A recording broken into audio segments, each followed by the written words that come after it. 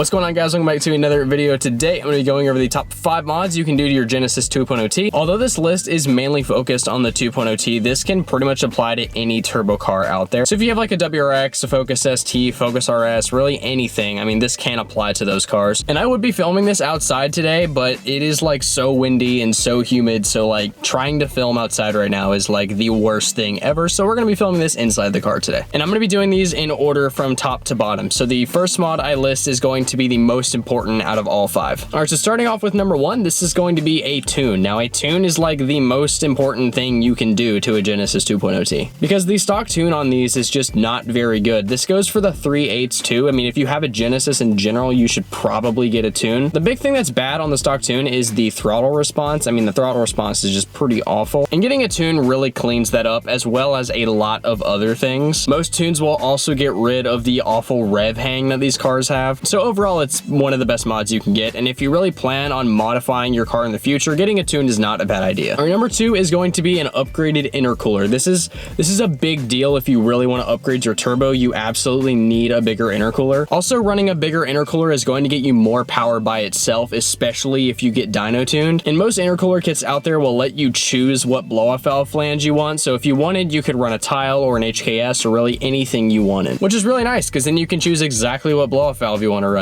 Also, with upgrading your intercooler, you get rid of that awful stock flex pipe that most manufacturers use for intercooler piping. That stuff is just awful because you lose boost pressure with it, because when boost is running through it, it expands. So upgrading to a metal pipe is definitely going to help you maintain boost pressure. I don't know if any of you guys have noticed with the 2.0Ts, but when you get to peak boost, it will drop about 2 or 3 PSI after you hit peak boost. And that's because of that intercooler piping expanding. All right, so number 3 is going to be an exhaust. I mean, this is kind of a no-brainer. I mean, an exhaust is probably one of the best mods you can do. For one, you actually get a sound out of your car, and they do have performance benefits. There are a ton of different exhausts to choose from with Genesis Coupes, so like you can really just knock yourself out. Personally, my exhaust setup is an ISR O2 Housing, an ISR Downpipe, a CNT Test Pipe, and an ISR Race Catback. So my exhaust setup is almost a straight pipe. It's like a straight pipe with like 2 little resonators on it, so it's pretty loud, but it's probably one of the best performance setups you can run because turbos really like free-flowing exhausts. Now, if I could only get one exhaust piece for this car, I would go with an O2 Housing, and that's because it has the most benefit performance-wise, because the way this car's exhaust is laid out stock, there's a cat right behind the turbo, and getting an O2 Housing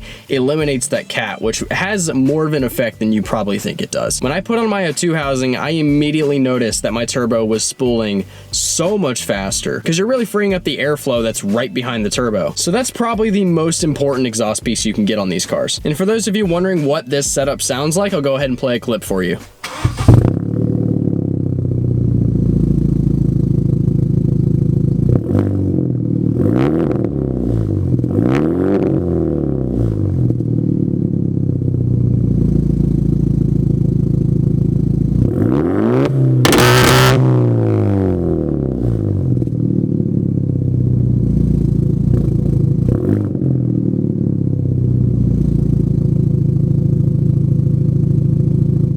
Honestly, it's probably my favorite exhaust setup for a 2.0T. Our number 4 is going to be wheels, tires, and suspension. I'm going to loop those all into one category because they sort of all have to do with the same thing. Getting different tires and wheels on your car is definitely going to change the look a lot, and that's the biggest change you're going to notice with wheels and tires. Wheels and tires really transform a car. I mean, when I was running my stock wheels, my car looked okay, but then when I switched over to these Aodhans, it changed the look of my car completely. And then obviously you're going to want to get suspension with that so you can lower it, because these on stock suspension look like monster trucks. These are way too high on stock suspension. I don't know why they're so high. I don't know why Hyundai made their sports car look like a monster truck, but they did. So getting suspension is definitely a must for these. Even if you want to track or autocross, you definitely need to upgrade your suspension and tire. And this last mod is for people with manual Genesis Coupes only. You don't have to worry about this if you have the auto. Personally, I have an auto, so I don't have to deal with this personally, but I have dealt with a manual Genesis Coupe before, and you really need a Megan Racing transmission mount if you are going to have a manual Genesis Coupe, because the stock transmission mount is really sloppy and it really makes the shifter feel kind of sloppy. So getting the Megan Racing transmission mount really stiffens up the shifts and actually makes it feel a lot smoother. If any of you guys have tried to drive a manual Genesis Coupe hard, you know about the Genesis second gear lockout. I mean, it happens all the time, and getting a Megan Racing transmission mount will really help negate that. It won't negate it completely, but it will help. All right, guys, there you have it. That is my top 5 mods for a Genesis Coupe. If you guys enjoyed the video, make sure to drop a like and subscribe, and I'll see you guys in the next one. Take care.